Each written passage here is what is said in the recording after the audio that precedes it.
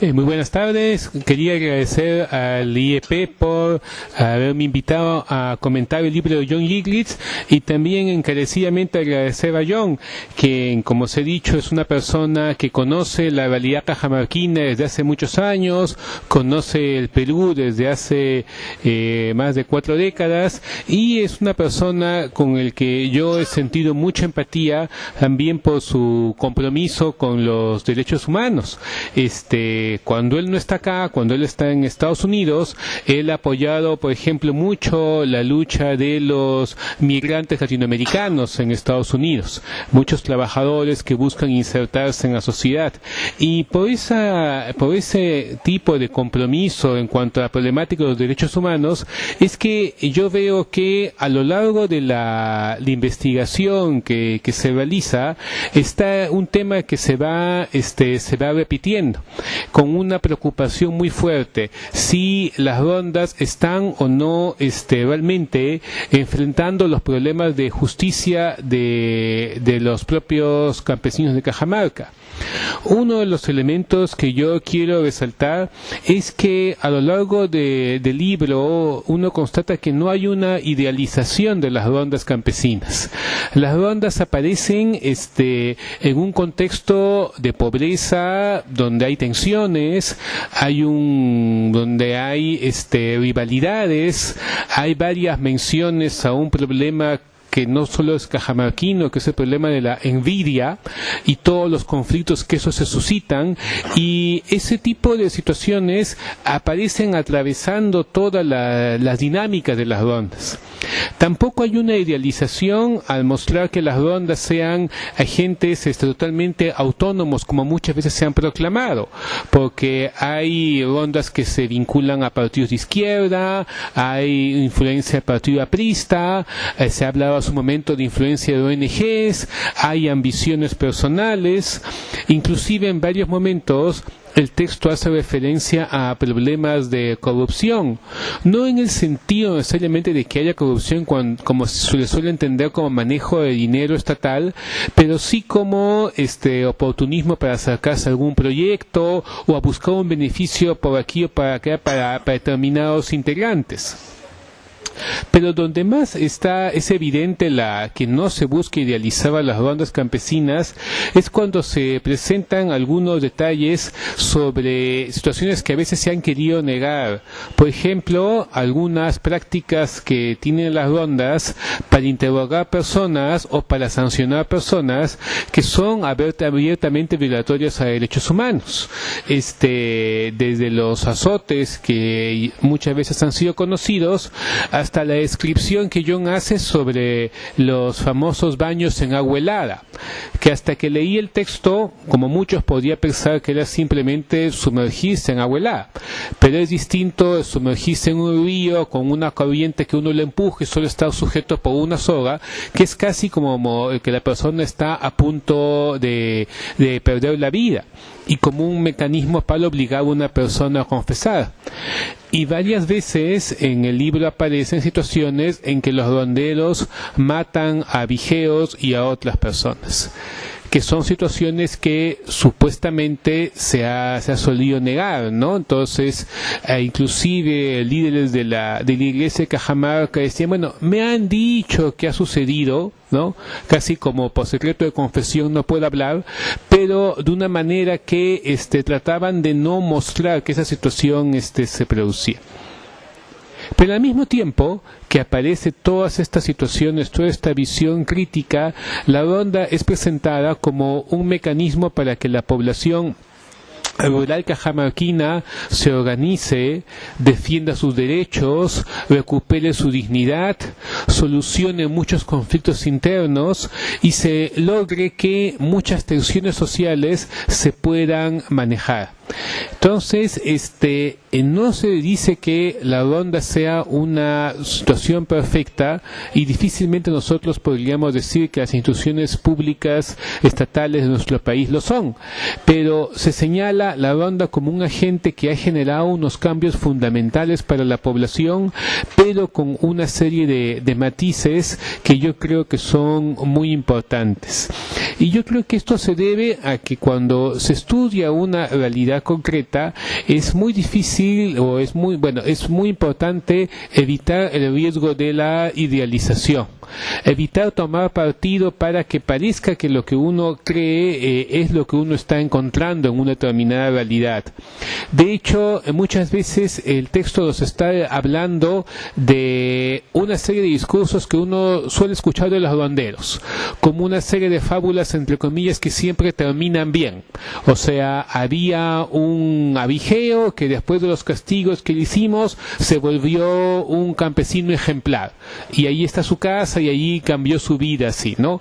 Entonces eso lo aparecen muchas veces en muchos relatos, ¿no? O como las frases como diciendo: nosotros antes castigamos con violencia, pero hemos aprendido que no.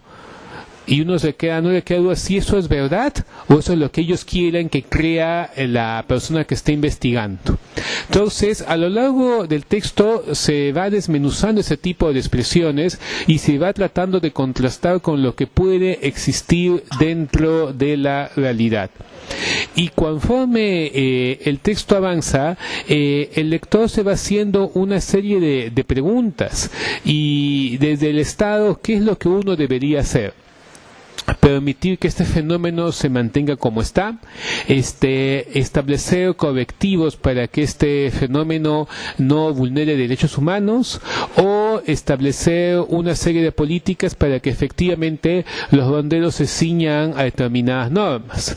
Y se analizan distintas experiencias, o sea, experiencias que ha habido en el gobierno de García, en el gobierno de Toledo, buscando de alguna forma generar estos cambios o básicamente generar estos cambios y controlar a las rondas campesinas.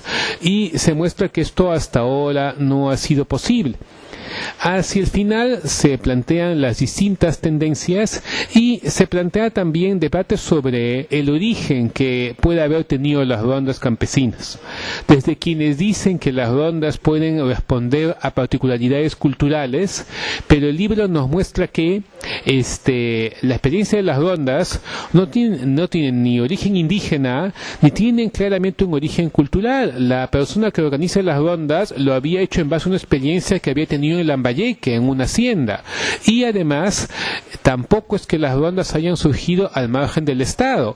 Hay la presencia de policías en el momento que se hacen las primeras rondas campesinas, está la autorización del subprefecto en la época de Morales Bermúdez, y hay toda una serie inclusive de búsqueda de las rondas de aparecer en las normas.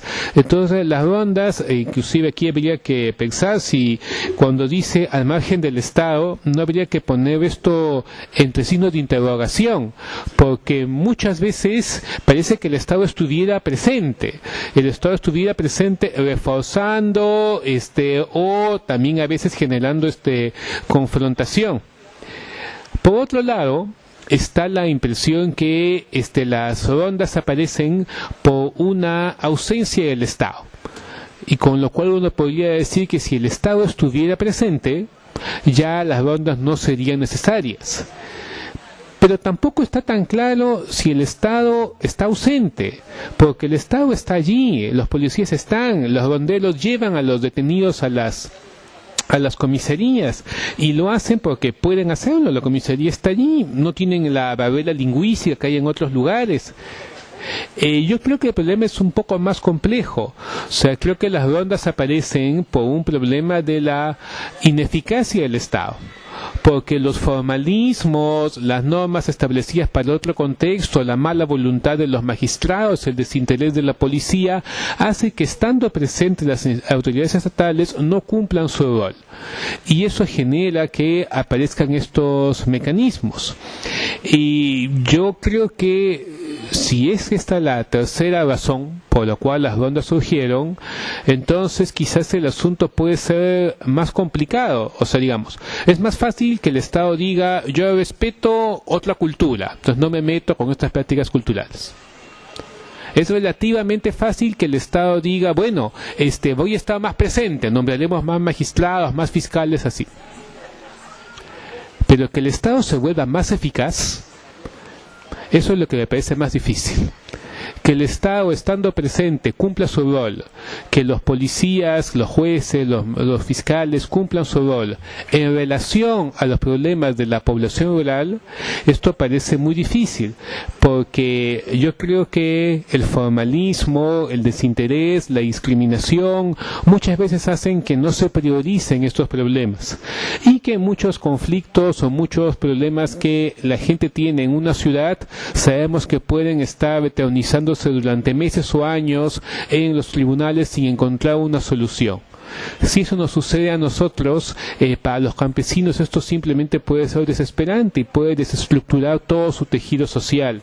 Y por eso es que creo que estos mecanismos han aparecido, se han desarrollado y han tenido tanta eficacia hasta el momento, a pesar de todas las limitaciones que bien se han señalado en el libro.